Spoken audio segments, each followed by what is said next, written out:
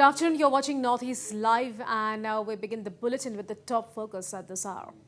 The 97th annual meet of the Association of Indian Universities is being held at the University of Science and Technology Meghalaya campus in Khanapara. The three-day-long mega event was inaugurated on March 23rd by former President Ramnath Kovind. The former president was given a warm welcome as students from various northeastern states gave cultural performances in their traditional attire. Over 600 Vice Chancellors from across the country are attending it. The main theme for the conference is Transformative Higher Education for 𝗡𝗢𝗡𝗡 Bharat. In the course of 3 days, the conference has been deliberating on transformative education and focusing on equipping learners with knowledge and skills for addressing local as well as global challenges. Addressing the inaugural function, former President Kovind talked about the national education policy brought under the BJP rule center and how it can lead the way forward for higher education in this country.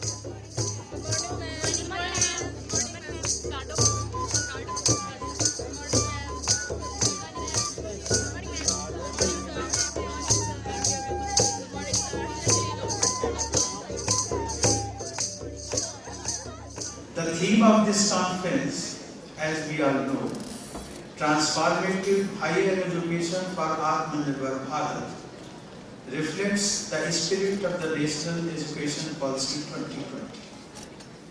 I appreciate AIU for choosing this theme, and I am sure that the association is going to be working hard on realizing the vision behind this theme.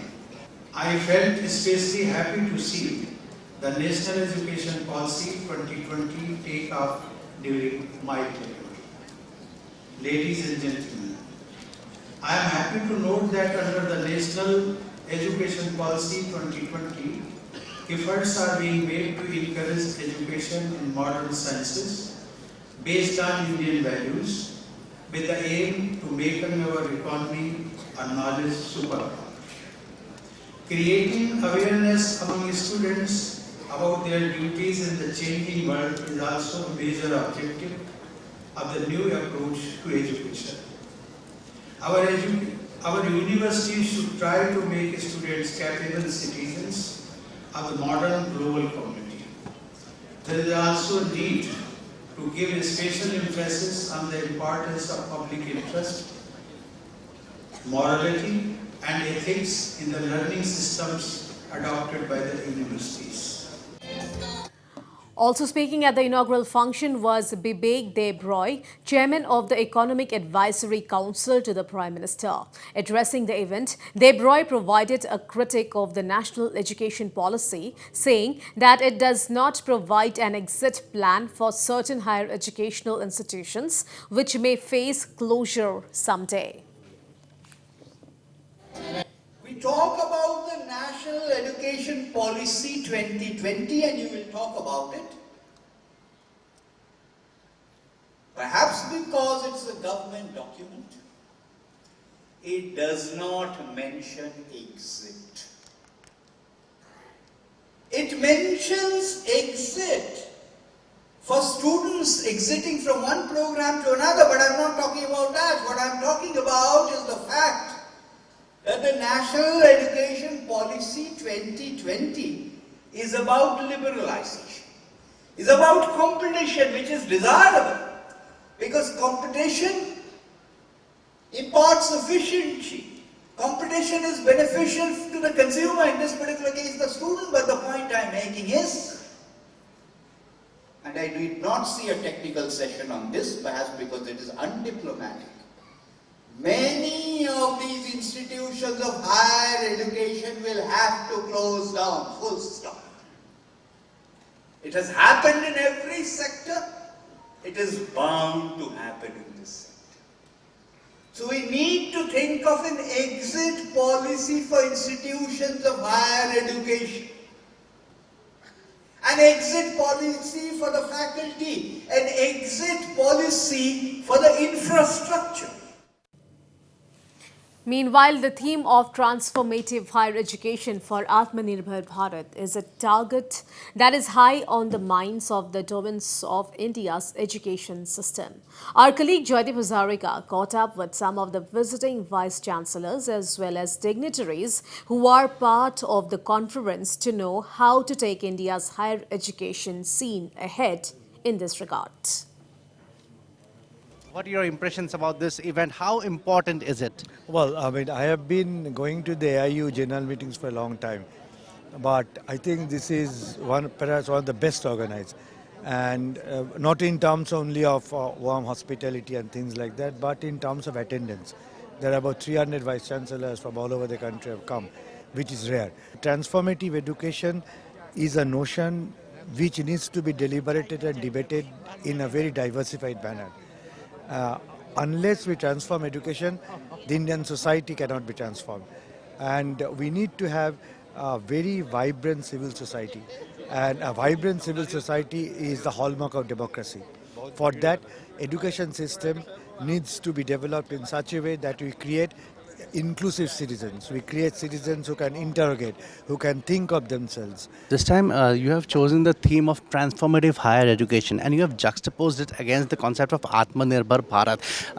Please let us know how do you think the entire education system can move towards a transformative phase from where Atimanirbhar Bharat can be achieved?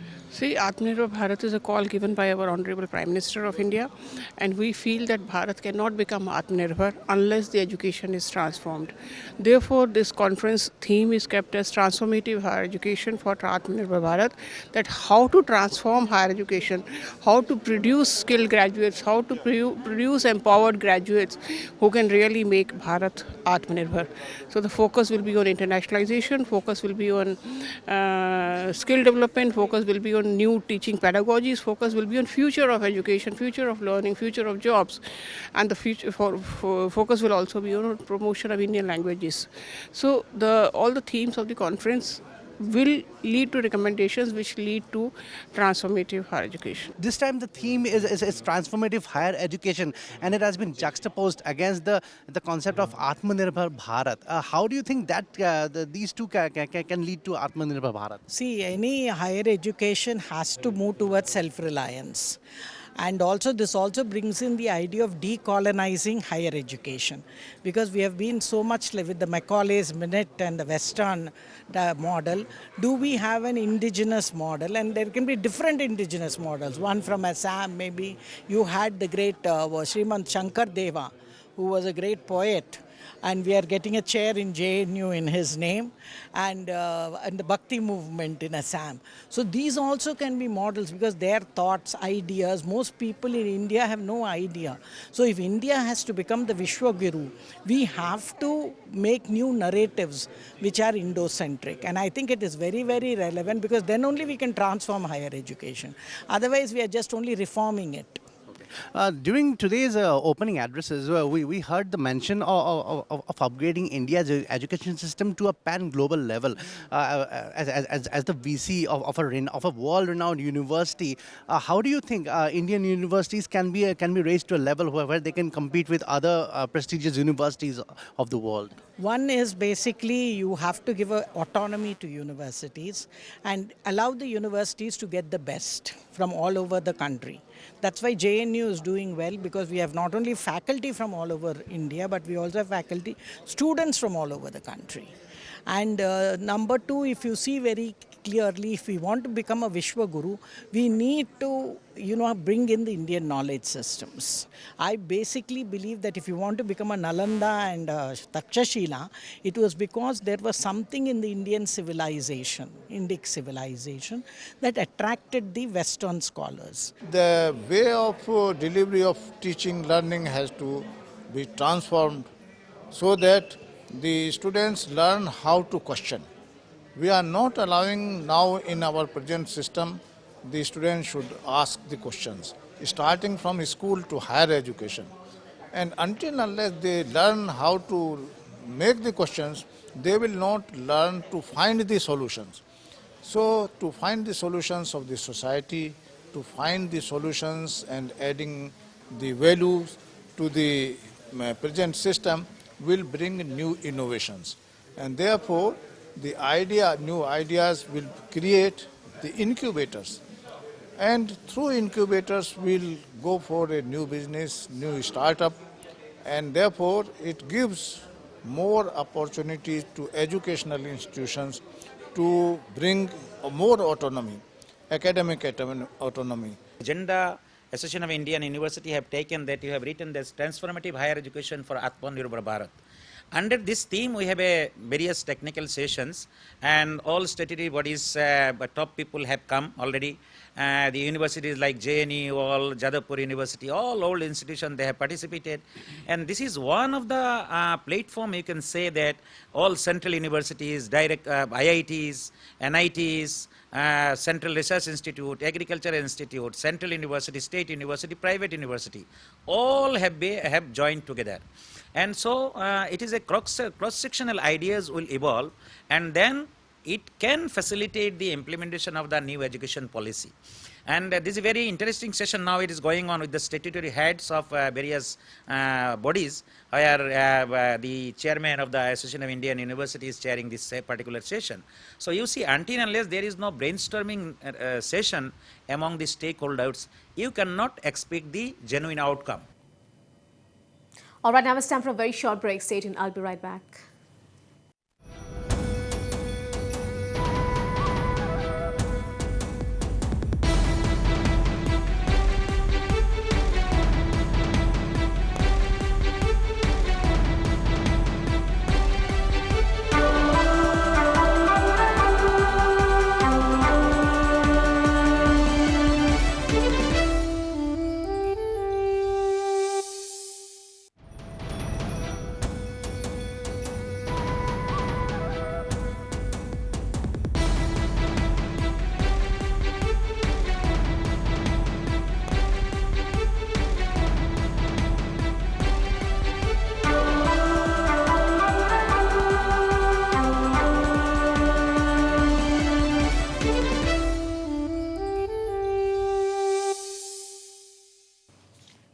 Welcome back. You're watching Northeast Live. Well, the ARU National Conference not just deliberated on the theme of making India's higher education Atimanirbhar, but also discussed on making Indian higher education as a pan-global system. All the delegates who participated in the conference talked about the way forward and also touched on the issues and problems that lie in the way. Needs to be done to make Indian education reach up to the level of global education, or make India more open to a pan-global level of education, especially for the students? See, we need to emphasize the fact that India is a young country. India is a young country. 75 years of independence we have.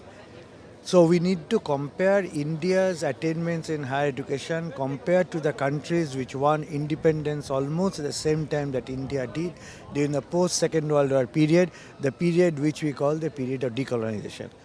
Compared to these countries, whether in Asia, Africa, Latin America, Indian education system has developed tremendously.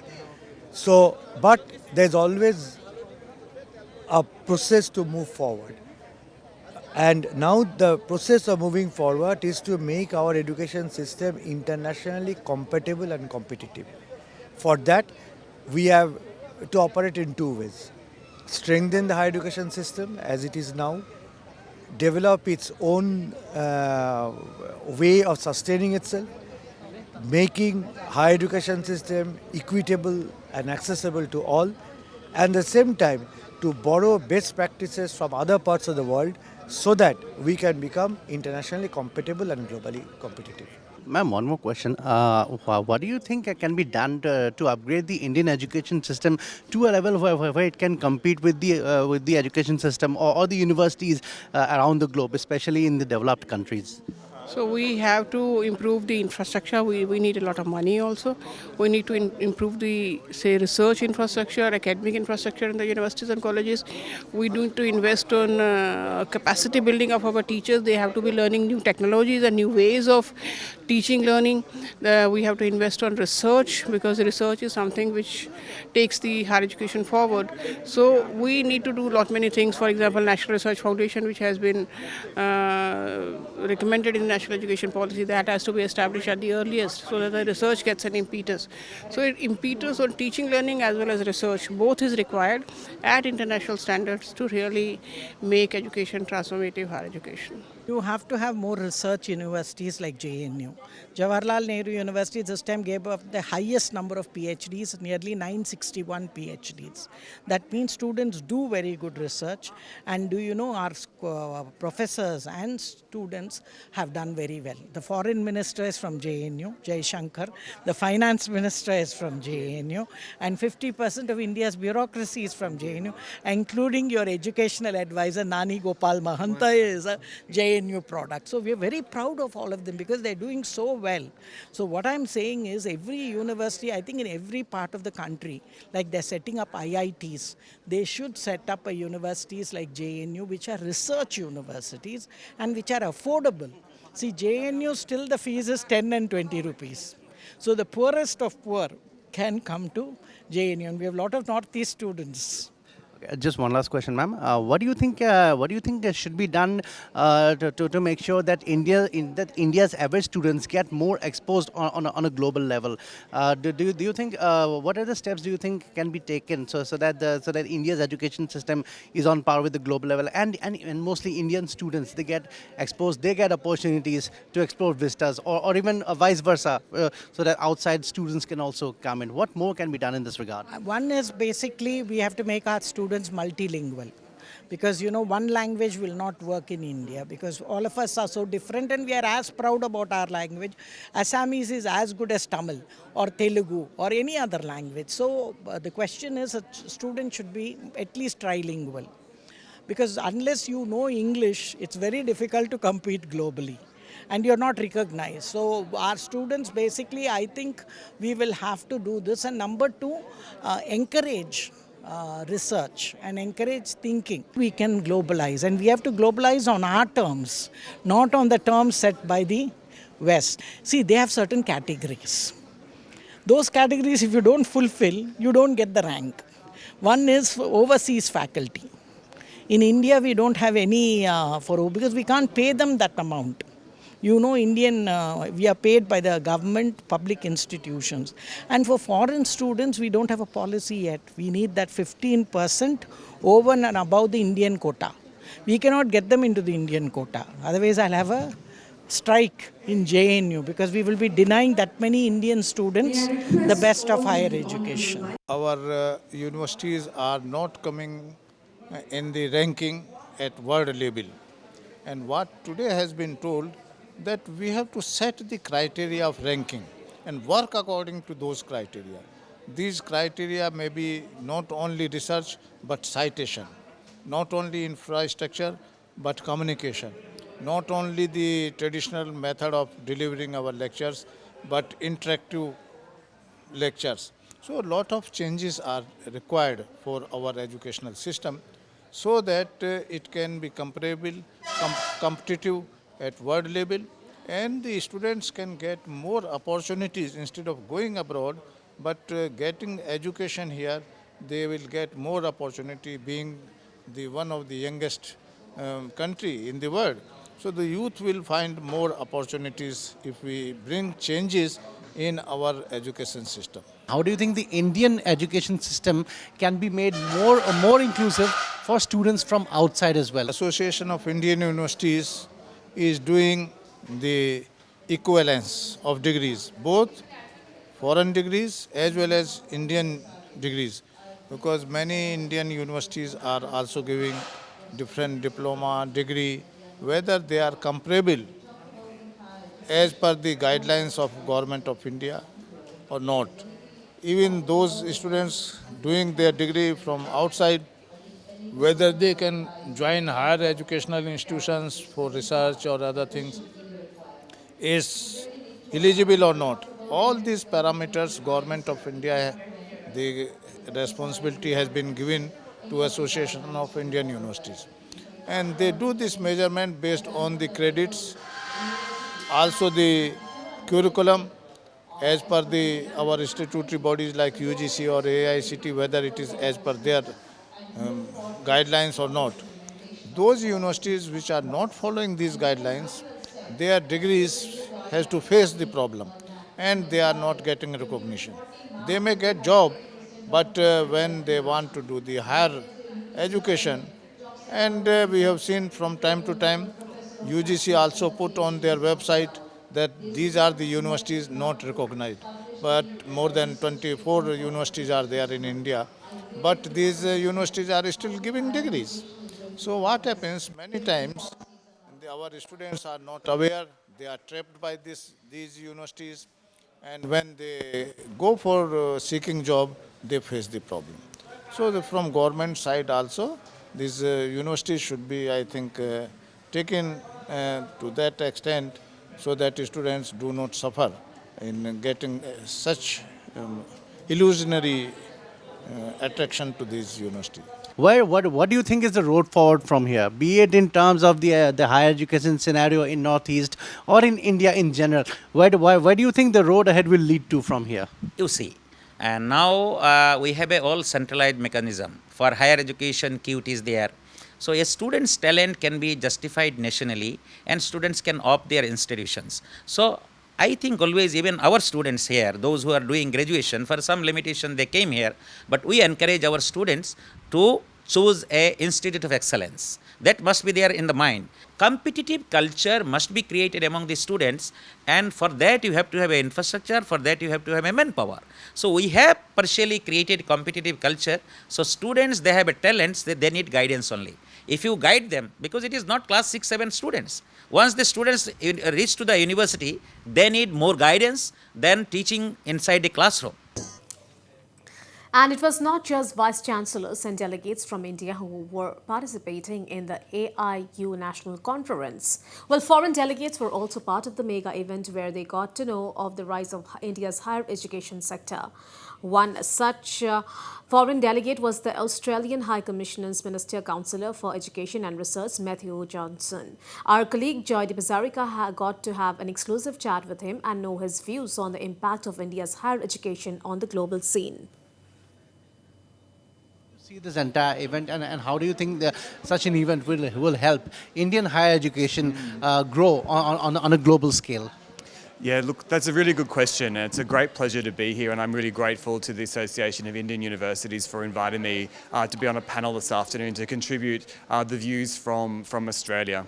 Australia and India are great partners in higher education. We have long-standing relationships. Our universities collaborate deeply in research, in teaching and in skilling. So we've got a very long-term relationship. It's a relationship of mutual interest, benefit and trust. So our interest in being here today and my role is really around increasing international collaborations between Australia and India. And that just doesn't mean international students going to Australia. It means about proper collaboration with win-win. Australia and India have concluded a mutual recognition agreement in qualifications. It's one of the most ambitious both countries have signed. I'm telling you all these things because, Australia is a partner for India in its ambitions for growing as a global destination for higher education. Our universities educate a lot of young Indians, and they are doing that here in India as well in partnership with good Indian universities, many of whom are represented here today at this conference. It's really important to have these discussions, to share experiences, practices and policies, and having international perspectives is really useful for internationalisation of education, because when all is said and done, internationalising education benefits the student. But if we talk about the overall scenario, there are still India degrees that are awarded by Indian universities still face some hurdle abroad in terms of recognition. How do you think this bridge can be gapped, and what do you think can be done to make students from abroad, like say from Australia, to come to India and do a vice versa give and take policy in this matter? Yeah, look, very, very good questions. On your first question about the recognition of degrees and qualifications, Australia and India have already taken a very big step forward for this. Our mutual recognition agreement, which the Minister for Education from Australia and from India 2 weeks ago announced that the details of that agreement basically equivalate and equate Australian and Indian qualifications. So that first hurdle for an Indian person who has a qualification, who maybe wants to do further study in Australia, will already be removed in terms of academic admission. Any questions around professional recognition in some areas, like that are regulated by professional bodies like engineering associations and these kinds of things, at least the first step around the academic qualification has been covered. And then it's a matter for collaboration for those professional bodies to recognise qualifications. Governments can only, influence so much. So we've already done a lot to remove a lot of these barriers for mobility. So we already have Australian students come and study here in India. We have a government program called the New Colombo Plan, which sends hundreds of students each year. Actually, just this January and December, I had a couple of hundred young Australians doing short courses here in India with top Indian universities, many of whom are here today. They love when they come. They love coming to India. They love these short-term programs and they get credit for those programs. They do it in partnership between our university and an Indian university. But of course, I think there are many ways we can increase the number of Australian students studying here, and I really see the national education policy reforms around partnerships as a really critical way for doing this. Joint and dual programs will operate both ways, and we certainly will see Australian universities sending Australian students to India as part of these dual degrees as they are rolled out and as they are implemented by both of our parties and both of our countries. Now Northeast is coming up in a big way in the sector of higher education. Also, a lot has been done. Is Australian government also planning to put some focus on this region in terms of higher education? Yes, our universities are autonomous and many of them have collaborations with top institutions up here in the Northeast and are actively exploring further partnerships. We have a consulate that's based in 𝗡𝗚𝗏 that covers the Northeast here as well, and they are regularly promoting the opportunities in terms of higher education up in this region to Australian universities, as do I. But I would say our universities are quite entrepreneurial and are very good at investigating and finding good partnerships, and I know a number of them are actively looking in the Northeast and already have established partnerships. All right, that's all we have for now. Keep watching Northeast Live for more news and updates. Thanks for watching.